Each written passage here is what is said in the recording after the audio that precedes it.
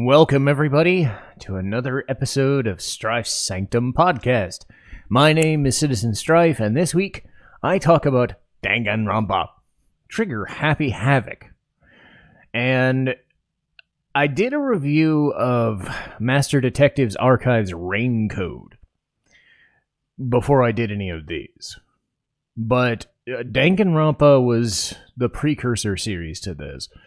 And when going back and kind of rewatching things, it's been a while since I rewatched what I rewatched, and this is going back a decade since I have played them. But I distinctly remember, especially the second game, just fondly playing that and remembering it, and just getting absorbed by it, because it kind of felt that kind of halfway point between Phoenix Wright and taking everything that Phoenix Wright was doing and then adding in elements of Zero Escape, but doing it in its own way so that it didn't feel like either of those two games. It felt like it had its own unique feel to it. And the end result for Danganronpa is both very disturbing, very corny, very gruesome, and very fun all at once. So it's all four of those things. Is it both whenever you say that? Or is it all? All things instead of both? Because when you say both, it means two things. Anyway, I hate when I do that. But I don't know if I'm going to be spoilerific in this one, because it's going to be hard to do later games in this without spoilers, but at the same time, I don't know if I'm going to end up going into very spoilerific territory, because I don't know how much people have seen, and I don't want to give too much away. But suffice to say, I think this is one of those sorts of games where you kind of have to play it yourself or watch somebody else do it to really grasp the entirety of it, because that way you kind of know, the gameplay is kind of irrelevant. It's really about the aura of being in the game and doing the game things and experiencing the game for what it is. What I will say is that the overall package of the first game is a bit rough, but they do manage to improve on it. But the base game starts out pretty simple. It's a teenager, the normal protagonist dork, wakes up. Makoto Negi, voiced by Bryce Papenbrook, he is the ultimate lucky student. So every character in this game, and I'm not going to get through all of them, but suffice to say, everybody has their own kind of ultimate skill or ultimate, thing that they do. And his is the ultimate lucky student. Now, essentially what that means is he's a JRPG protagonist or an anime protagonist. He has no defining features whatsoever. Gee, haven't seen that one before. But he wakes up in this school. I believe it's called Hope's Peak Academy. The idea is that he's supposed to go there because it's the elite of the elite, and he's been invited via some interview screening, but he wakes up and it's been just cordoned off and sealed. Everything's been locked tight with bolts and armor plating, and all the keys and locks are done. It's basically essentially a bomb shelter at this point. The school has become a shelter, and 16 kids are trapped with a bear, or a bear robot, or whatever the fuck Monokuma is. A stuffed bear, a toy bear, an animatronic bear. I don't know. He's Monokuma, and he's violent, but he's a little shit about it. And he forces them to play a game because of shits and giggles. And Monokuma is ever present in pretty much any Danganronpa game, kind of as its villain. Voiced by Brian Beacock. And I think, I want to say Beacock ended up becoming the new Robotnik in Sonic Prime for that Netflix show, but I'm not sure on that one. But that's what I also know him from other than this. But Monokuma traps these kids, and Makoto has to work with these kids or die trying, because it's a death game. The rules of the game are simple. Monokuma's fucking around with them and is forcing them to deal with despair. And despair is a strong word. A very, very strong word in this whole situation. But Monokuma is such a dick, he kills one of the students right off just to show he's not fucking around. So everybody has to deal with the pink blood and the weirdness and the whatever. And I do love that, like, Raincoat called back to the pink blood in a way, because this was one of the first games that I saw it. I still don't remember if it was a stylistic choice or if it was a way to get around, censorship bullshit, because red blood is zicky and jam and whatever, but pink blood is cool and kind of fancy. It does lead to some cool visuals because it's hyper stylized. And that's what I will give the game credit for, is being somewhat stylized, because it's very low budget. Everybody are in stills. They look like cardboard cutouts. It's a visual novel. Nobody really has any weight to them, so you're just kind of looking at the cardboard stills of the characters. Even Monokuma barely has anything. But then they'll do this thing for, like, the busy cutscenes, the executions, where it's just super freaking detailed and frantic and disturbing. And Monokuma's penchant for executing people veers on the absurd for a reason. It's like somebody gets shot into the sun, somebody gets burned at the stake and then gets run over by a fucking fire truck, somebody just gets electrified and turned into butter. It's just weird shit. It's one of those things where a lot of the budget probably went to the one specific thing they were doing, and then they were saying, who knew if we were going to be popular, so we'll just do what we can do. But in the midst of the death game, there's the idea that Monokuma is slowly picking people off one by one by one by one, either by coercing them via just being like cabin fever kind of thing, because the school has all the food you could ever want, all the activities you could ever want, but you're stuck. You don't know what's going on outside. You don't have access to your families. You don't have access to your phones. You just have access to the 15 students that are there. And Makoto, trying to deal with any manner of either they're nice, they're fucking assholes, they're weird as shit, they're stupid, they're standoffish. One of them is a complete asshole just to be a complete asshole, and you probably know which one I'm talking about.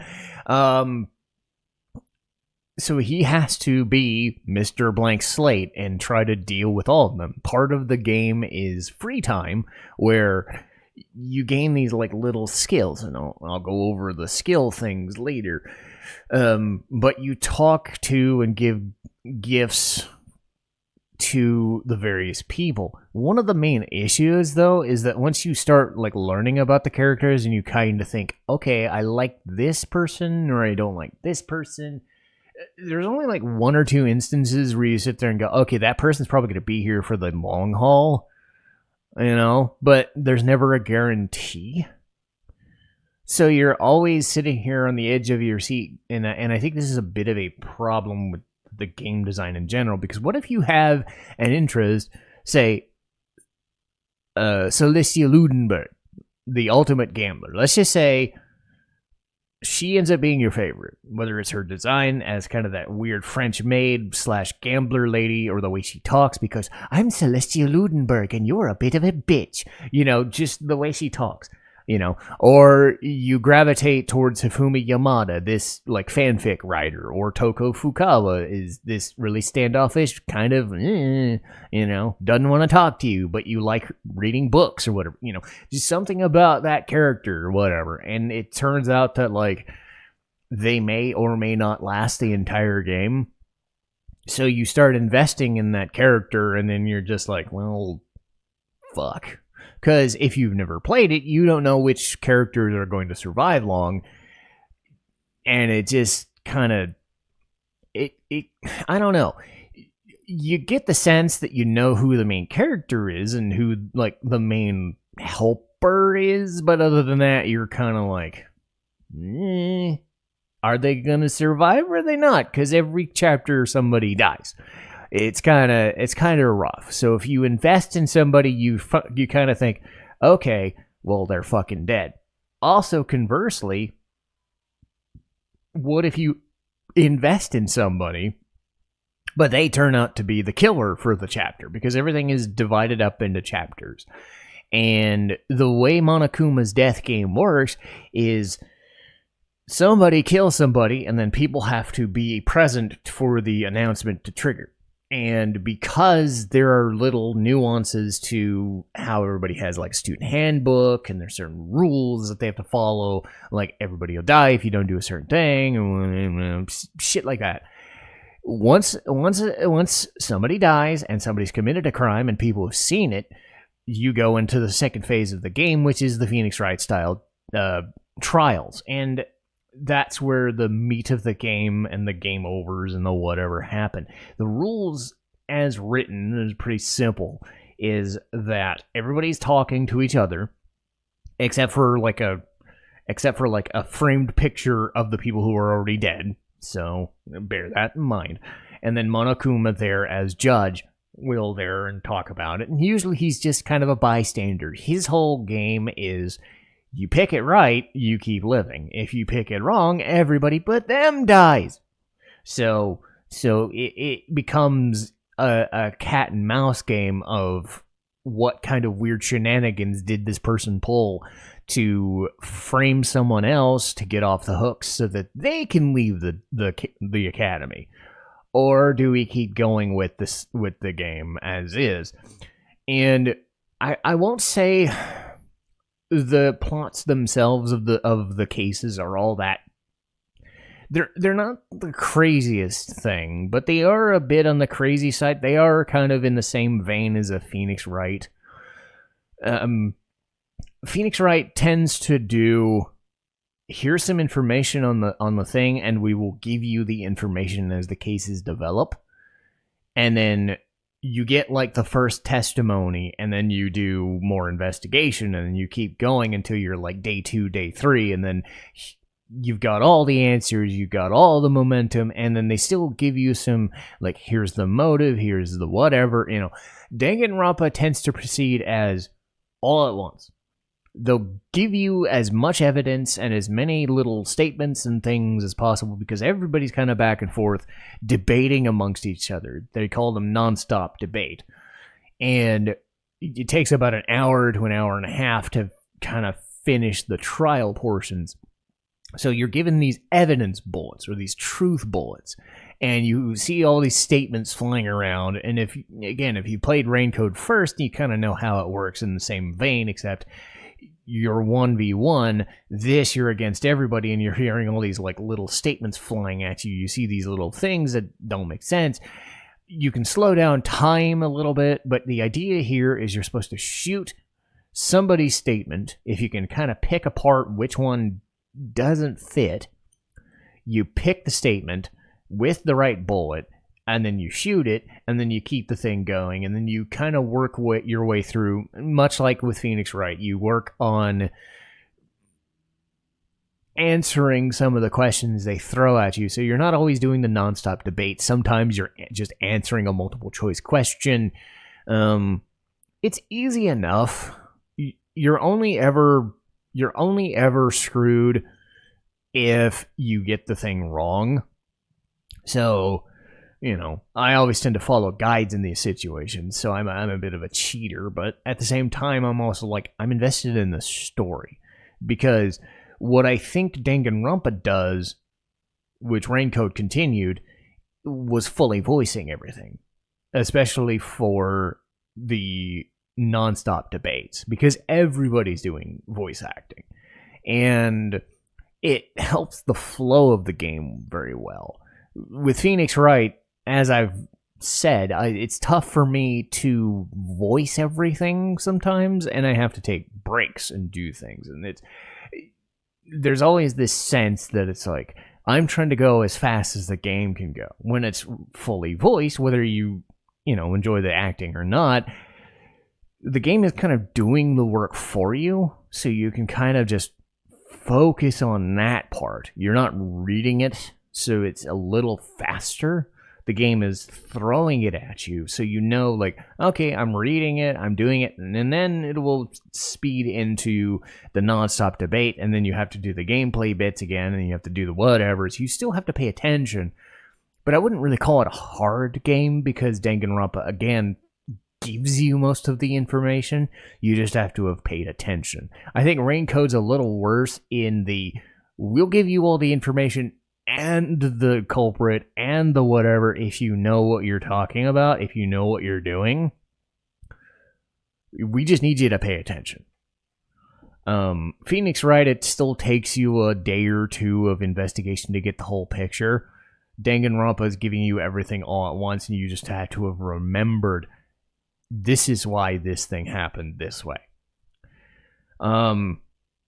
Alongside the nonstop debates and the truth bullets, you can also absorb statements from other people and use them as ammunition. So sometimes you're stuck having to figure out somebody else's statement, use it yourself against somebody else, and shoot it. Or use it in a different situation and use it in a different statement, just so that you know that. So it's something to be aware of. That's why the influence gauge is so important, and that's why, losing it is a bad idea. The thing that I don't like about Danganronpa and Raincoat a lot is the minigames. I understand why it's a visual novel. You don't want to just... Here's the nonstop debate. Here's, you do the thing. Let's break it up with a minigame here and there. And in the first one, they didn't have that many. They only had like 2 or 3. Most of it was Hangman's Gambit, which was, putting letters in a certain spot and then, playing the Hangman game. And then the finale, once you figure out the character who did it, you do sort of a rhythm game, whatever. It's kind of mindless. The closing argument is just, piecing together the story bit by bit, because you figured out the story, then you put it in the right place via these comic book stills, and then it will retell it everything so that you know it. That's what I meant when I said that Danganronpa tends to just over-tell you things rather than, oh, I kind of understand now. Because even if you understand it via the mechanism of the debates, they're reinforcing that you know exactly why, whether that's a good thing or a bad thing for each little scenario. I don't know if I like that. I don't even know if you can skip it. I know in Raincoat you can't. You kind of just have to let it play out, and it's just, but whatever. You played Raincoat or you played any of the Danganronpa games, you played the first one. So it's not really that hard. I sound like I'm hating on the game, and I'm really not. I think it's just more style than anything else, because the gameplay is not that great. The debates are really where the interest lies. The story. Trying to figure out, okay, which of these people is more apt to kill them? You kind of know, okay, these people don't seem like killers, but that person over there could be a bitch. That one over there could be a dick. And then like, what is it? Chapter 2. There's a, without giving too much away, somebody kills somebody with a blunt instrument, and they change the crime scene to fit a better narrative so that they get off the hook. But then one of the more main-ish characters comes by and adds to the story.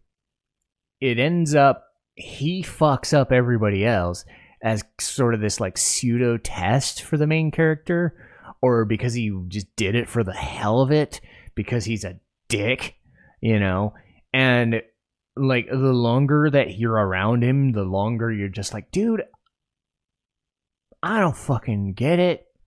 You're doing it just because it's fun to you. It's really he doesn't like people. I think it's one of those things where, and I had this with Danganronpa 2 with Nagito, and then I think it was Komichi or Kokichi in 3, where they happen upon a character who is almost an irredeemable piece of shit, and they use it, and they overuse it, and then overuse it even more. And I get it. The game likes you. I don't. Get the fuck off my screen. I just had that same kind of feel with this first character. It's Byakuya. But suffice it to say, it's like, I get it. Not every character is the nice, ever-present thing, You gotta have antagonists. But to intentionally fuck up a crime scene for everybody just because it's something to do, or because he's testing us, or because it felt like a good idea, whatever his reasons were. And again, I think it's just because, hey, this sounds like a cool idea. Let's fuck with you and, mislead everybody because I found it boring. You're intentionally fucking yourself over if we lose. And then he's just like, I don't care if I die because I'm not going to die because I don't give a shit. And I'm like, dude, you suck. And then it's not as if he's a better character by the end of the game anyway. So it's like, he just kind of fits where he's gonna fit. So it just becomes one of those, like, once you know what a character's like, they don't really change much unless they're fingered as a culprit or they're a victim, and they're done, and their story is done. So if you end up not liking somebody, and in this case I don't like Byakuya all that much, it just became insufferable. And that's one of those things about games where it's just like, all right, if you're not into somebody, you don't like them. If you really, really like somebody and they're shown a lot, then it really ends up being kind of cool. So it's a double-edged sword.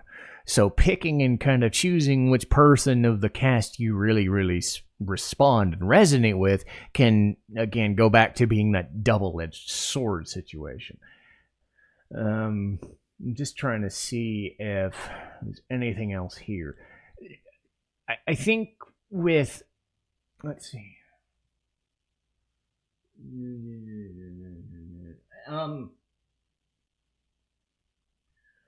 What I will say about Monokuma is that they're likable in a like, you're supposed to hate them kind of way, but they're too charming to hate, this sort of thing. And yes, Monokuma is tied to whoever ends up being the final boss.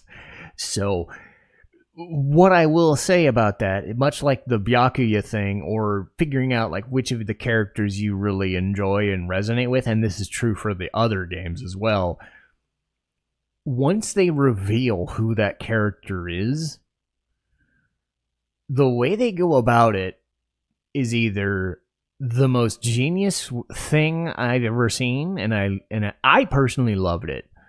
But again, if you're like me and Byakuya or Nagito, like, people love Nagito in 2, but again, I'm just, it gets old. Kokichi in 3, I think it was his name, that stupid dark-haired kid who keeps talking about despair and annoyance and whatever, that fucking kid. They keep showing him on screen. It's like he has one fucking talking point. It's really dumb. The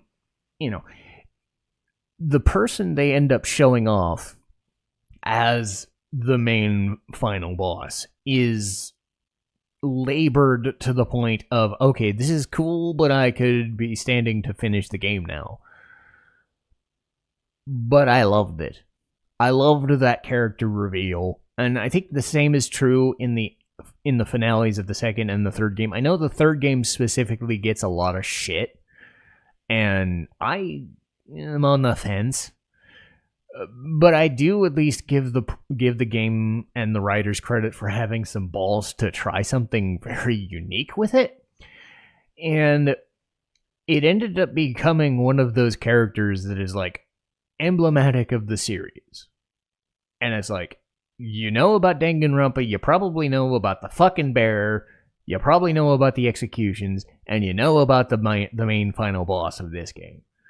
And for better or for worse, I'm in that situation where it's kind of the Emma Sky situation, or the Maya Fey, or the Trucy or Athena thing, where I like them on the screen so much that I'm like, stay on the screen as long as you possibly can. This is great. So it's a balancing act. It's all about characters and vibe. Because the gameplay is kind of superficial and kind of crap at the end of the day. They have some ideas, but they're surface level ideas that get you to where you need to be. They do enough with the story to get you into the thing, because if you want more mysteries and if you want more whatever, if you want kind of a darker, grittier, but also goofier, as if Phoenix Wright isn't goofy fucking enough, right? I mean, it has Phoenix Wright's goofiness. It has the grittiness of Zero Escape without the existential dread and the science-y stuff that, like, the Somnium Files and Zero Escape tend to do. It's kind of a middle ground of both of those styles of games mashed together to be its own thing. And at points, dark and disturbing, goofy and ridiculous, really well made from a narrative standpoint, but also very goofy and stupid and kind of terrible at it at the same time, and low rent. And it's also like, I don't care. I still love the game despite all its faults, because it's one of those sum of its parts sorts of situations. A lot of the descriptions, if you go digging deeper, a lot of those little things just add up to a shitty experience. But because it is committed to its weirdness in such a way, it ends up working in its favor. And that's why it ended up being, 3 games. Then it had the anime adaptations. It had the spin-off game. I'm glad, though, that they stopped with 3 or V3, because Raincode allots them a little bit more to do the same thing, but in a different way. Because there's only going to be so many ways you could have done Danganronpa, and I'm glad that you only had the trilogy and you stuck with it. And now that they're going to do, that strategy game? I forget if it's the same, I forget if it's set in the same universe or if it's the same characters or whatever. They're doing shit like that. The Phoenix Wright style trial Danganronpa stuff ended where it should have, and I'm happy that it did. And of course, I'll go over the other 2 games as I go.